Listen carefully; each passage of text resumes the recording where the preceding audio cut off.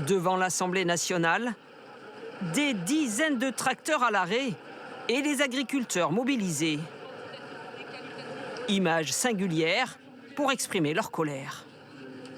On restera le temps qu'il faut. Le gouvernement doit nous entendre. On laisse entrer en France des produits qui viennent de l'autre bout de la planète, qui n'ont pas les mêmes contraintes et qui n'ont pas les mêmes normes qualitatives et les mêmes normes sanitaires. Ça, c'est inadmissible.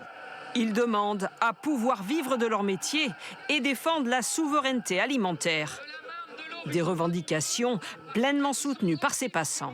Je comprends la mobilisation, je me dis qu'on ne joue pas tous avec les mêmes règles et qu'ils ont raison de se mobiliser pour soutenir l'agriculture française. Je pense que juste bloquer une rue et mettre des tracteurs, je pense que c'est acceptable pour passer du message. En fin de matinée, la présidente de l'Assemblée nationale est venue à la rencontre des manifestants. Prenez 5 minutes, on se voit 4 ou 5 et ils vont vous expliquer leur quotidien.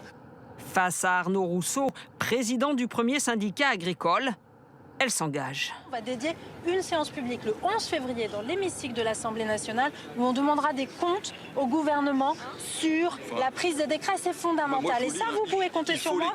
Là, je serai au rendez-vous. Avant le salon de l'agriculture. C'est pas possible. Un salon de l'agriculture qui sera inédit dans un mois. Les organisateurs viennent de l'annoncer. Il n'y aura aucune vache en raison de la dermatose bovine, une mesure comprise par ces éleveurs.